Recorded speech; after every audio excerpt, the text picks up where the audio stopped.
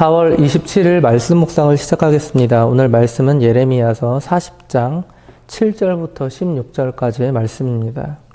바벨론 왕은 아히감의 아들 그다랴에게 유다를 위임하였습니다.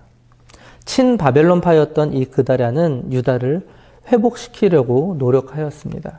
그러나 그의 노력은 반대파들의 저항으로 인하여서 물거품이 되었습니다. 그의 노력에는 한계가 있었습니다. 어떤 한계가 있었는지 말씀을 통해서 확인해 보도록 하겠습니다. 7절입니다. 들에 있는 모든 지휘관과 그 부하들이 바벨론의 왕이 아히감의 아들 그다랴에게 그 땅을 맡기고 남녀와 유아와 바벨론으로 잡혀가지 아니한 빈민을 그에게 위임하였다 함을 듣고, 들에 있는 모든 지휘관과 그 부하들, 바벨론 군대를 피해 달아났던 이 유다의 패잔병들을 말하고 있습니다. 유다 지역은 지리상 많은 언덕과 구릉이 있었기 때문에 안전하게 숨을 은밀한 장소들이 무척 많았습니다.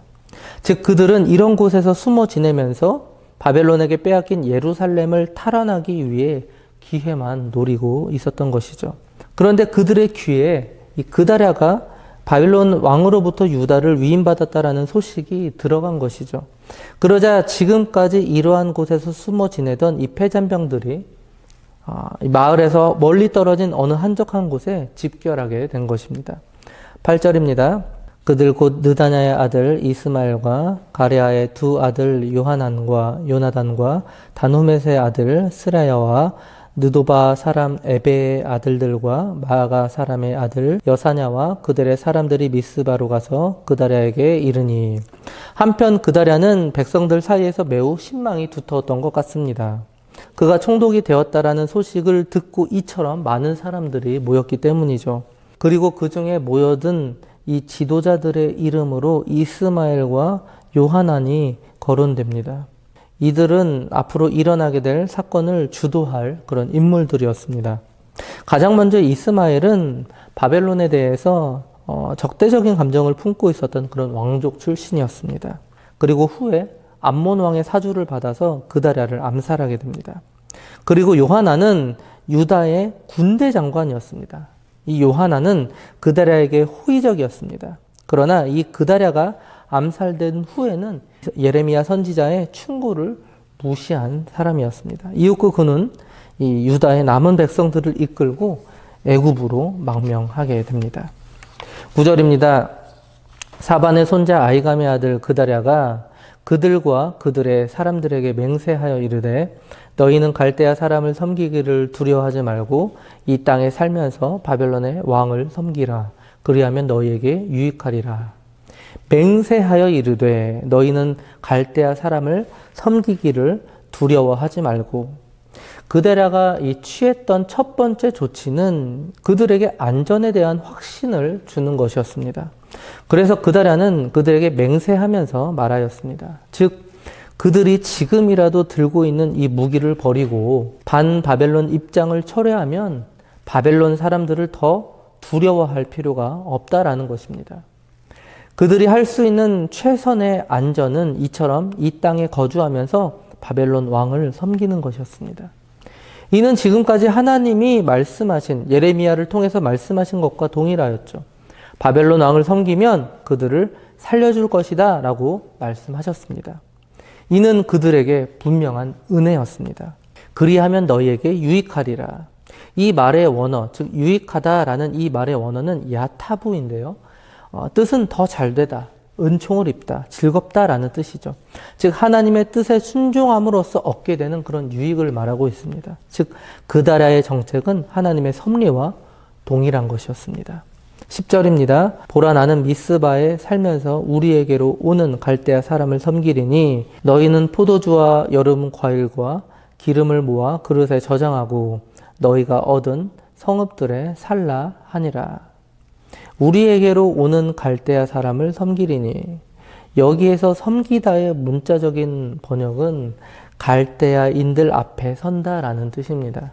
즉 이것은 여러 가지 사건들에 대한 이 법적인 처리를 이 그다랴가 이 유다 백성과 갈대아 관리들 이 사이에서 중보자 역할을 할 것이라는 뜻입니다.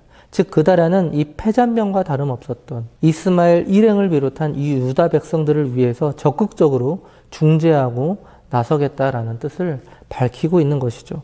저장하고 이 그다라는 이 바벨론을 섬길 때에 국가의 이 평안과 번영이 보장될 것임을 계속해서 밝히고 있습니다. 심지어 이처럼 식료품을 비축하고 저장할 수 있다고 말하고 있습니다. 이처럼 식료품을 저장할 수 있는 것은 전쟁의 위협이 없는 평화 시에만 가능했던 일이죠.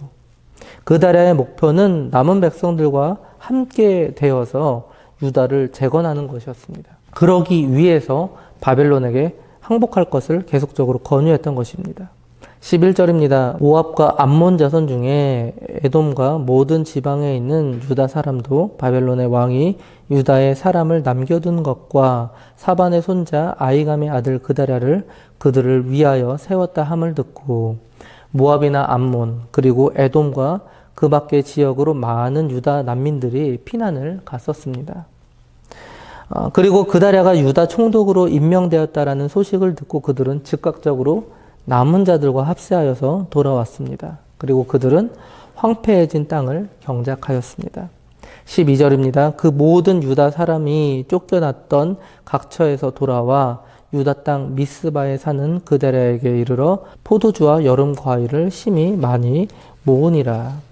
또한 좋은 실과들도 거두었습니다. 황폐해진 땅에 다시 평화가 찾아드는 듯합니다.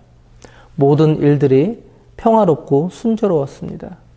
생업이 재개되었고 정상적인 생활이 시작되었습니다. 그리고 미래에 대한 희망을 다시 품게 되었습니다. 그런데 이런 판국에 갑자기 그다랴를 암살하려는 엄청난 음모가 진행되고 있었습니다. 그리고 이 일을 재빠르게 눈치챈 요하난이 그다랴에게 이 사실을 보고합니다. 13절 14절입니다. 가레아의 아들 요하난과 들에 있던 모든 군 지휘관들이 미스바에 사는 그다랴에게 이르러 그에게 이르되 암몬 자손의 왕 바알리스가 내 생명을 빼앗으려 하여 느다나의 아들 이스마엘을 보낸 줄 내가 아느냐 하되 아이감의 아들 그다랴가 믿지 아니한지라. 이처럼 요하난이 이스마엘과 암몬 왕이 공모하여서 이 그다랴를 암살하려는 음모를 사전에 감지하고 고발하였습니다. 암몬은 유다와 오랫동안 이 적대 관계에 있었기 때문에 유다가 재건된다라는 것을 원하지 않았던 것 같아요. 그리고 이스마엘은 왕족으로서 단지 귀족의 자손에 불과했던 이 그다랴가 유다 총독이 된 것에 대한 불만을 가지고 있었던 것 같습니다. 그래서 암몬 왕과 뜻을 함께한 이 이스마엘은 그다랴의 암살을 모의하게 된 것이죠. 그런데 문제는 그다랴였습니다. 그다랴가 믿지 아니한지라. 그다랴는 불행히도 요하난의 말을 믿지 않았습니다. 우리는 이러한 그다랴의 태도를 어떻게 봐야 할까요? 물론 다른 사람을 의심하지 않았다라는 점에서 그의 태도를 높이 살만하죠. 그러나 사태의 심각성에 대해서 깊이 살피지 않는 점은 매우 안타까운 점입니다. 사단은 우리가 잘 되는 꼴을 그냥 두는 존재가 아닙니다. 호시탐탐 기회를 엿보며 그 틈을 발견하면서 기회를 놓치지 않고 달려드는 존재가 바로 사단입니다. 오늘날 우리가 사는 이 시대는 영적인 전쟁이 쉴 새 없이 진행되고 있습니다. 사단은 우리의 영적인 실패를 노리면서 기회를 찾고 있습니다. 이에 대해서 우리는 철저한 준비를 해야 합니다. 그다랴와 같은 자세를 우리는 철저하게 배제해야 할 것입니다. 15절입니다. 가레아의 아들 요하난이 미스바에서 그다랴에게 비밀이 말하여 이르되 청하노니 내가 가서 사람이 모르게 느다냐의 아들 이스마엘을 죽이게 하라. 어찌하여 그가 내 생명을 빼앗게 하여 내게 모인 이 모든 유다 사람을 흩어지게 하며 유다의 남은 자로 멸망을 당하게 하랴 하니라. 그다랴는 느부갓네살 왕에 의해서 임명된 유다 총독이었습니다. 그런데 만일 이 유다 총독이 살해된다면 이후에 어떤 파장이 생길지, 얼마나 큰 위험이 닥칠지를 이 요하난은 잘 알고 있었습니다. 최근에 그다랴 주변으로 모여든 유다 백성들은 다시 흩어져 버리게 될 것입니다. 또한 남은 자들마저도 멸망하게 될 것입니다. 그리고 이 땅의 남은 자들을 근거로 해서 수립될 이 새로운 국가 건립에 대한 이 비전도 망쳐버리고 말 것입니다. 그래서 이 요하나는 이스마엘을 비밀리에 살해하기로 결심한 것이죠. 그렇게 하게 해달라고 지금 그다랴에게 요청하고 있는 것입니다. 그런데 그다랴는 그것마저도 거절합니다. 마지막 16절입니다. 그러나 아히감의 아들 그다랴가 가레아의 아들 요하난에게 이르되 내가 이 일을 행하지 말 것이니라. 내가 이스마엘에 대하여 한 말은 진정이 아니니라 하니라.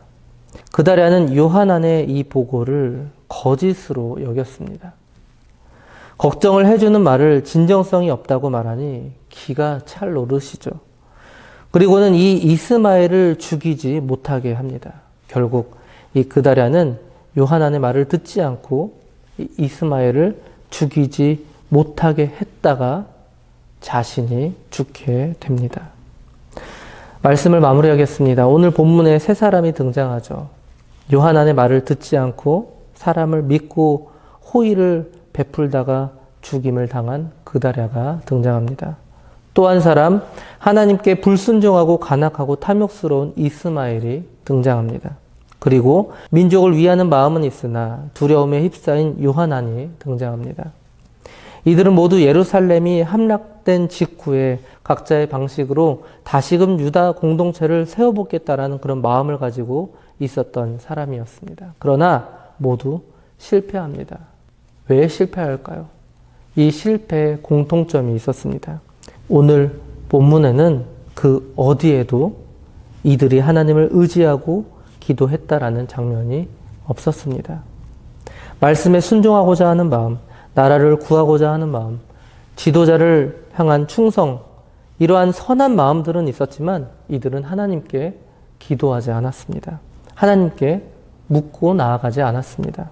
심지어 말씀에 순종하고자 하는 마음은 있었음에도 불구하고 비참한 최후를 맞이한 이 그다랴는 하나님께 기도하기보다는 이 모여든 사람들을 의지하는 그런 어리석은 마음을 가지고 있었습니다. 사랑하는 성도 여러분, 공동체의 회복은 오직 하나님의 주권적인 역사로 이루어집니다. 회복시키시는 분은 오직 하나님 뿐이심을 믿고 그분께 무릎으로 나아가야 합니다. 오늘 하루도 우리를 회복시키시고 미래를 세워나가실 그분께 무릎으로 묻고 또 그분의 길을 겸손히 따라가는 저와 장자 가족들 되시기 바랍니다.